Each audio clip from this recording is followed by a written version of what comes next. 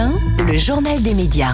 Et puis on commence avec ce nouvel épisode dans le dossier des fréquences télé. Le groupe Canal+ envisage de retirer ses chaînes payantes de la TNT. Oui, en réaction au non-renouvellement de la fréquence de C8 qui devrait cesser d'émettre fin février, Canal+ veut retirer de la TNT à partir du mois de juin les chaînes suivantes: Canal+, Canal+ Cinéma, Canal+ Sport et Planète. Bon, CNews et C-Star ne sont pas concernés. Les abonnés recevront les équipements nécessaires pour pouvoir continuer de profiter de l'ensemble des programmes de leur chaîne qui seront donc diffusés autrement, via le satellite, Internet ou via les opérateurs télécoms. Canal+ deviendrait donc en quelque sorte une plateforme. C'est dans les prochains jours que l'Arcom doit finaliser son processus de réattribution de 15 fréquences TNT, processus dont C8, qui enregistre pourtant des audiences records depuis la rentrée, a été exclu. Si Canal+ quitte la TNT aussi, Thomas, ça rabat encore les cartes pour la nouvelle numérotation des chaînes. Ce sera l'un des feuilletons que l'on suivra évidemment dans les semaines, dans les mois qui viennent. Et puis en exclusivité ce matin, le média Le Crayon lance aujourd'hui un nouveau format où les personnalités politiques devront passer au détecteur de mensonges. Oui, l'objectif est de les interroger sur des questions d'actualité avec un véritable détecteur de mensonges. La première personnalité politique à s'être prêtée à l'exercice est Yael Braun-Pivet, présidente de l'Assemblée nationale. Elle sera dans le premier épisode du détecteur de mensonges. C'est le titre disponible dès 18h sur la chaîne YouTube et sur les réseaux sociaux du Crayon.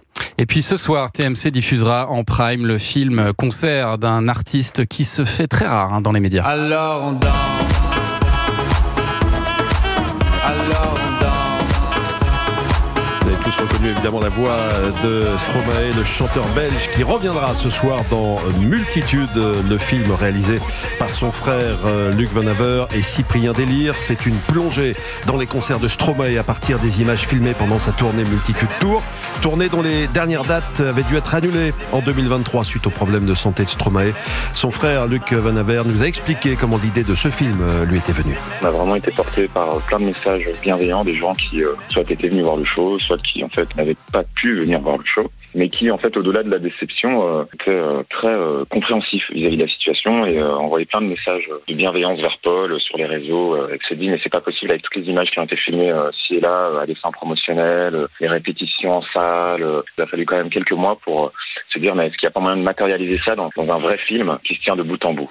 Paul qui est Stromae, c'est donc une façon pour l'artiste et toute son équipe de dire merci aux fans qui n'ont pas pu le voir sur scène. Et le 26 décembre, France 2 diffusera à 23h50 un documentaire qui a été tourné en 2022 et qui s'intitule Stromae en toute intimité.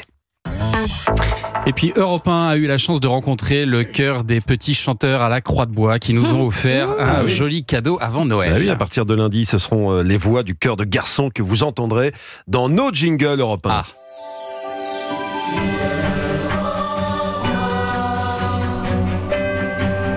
C'est mignon.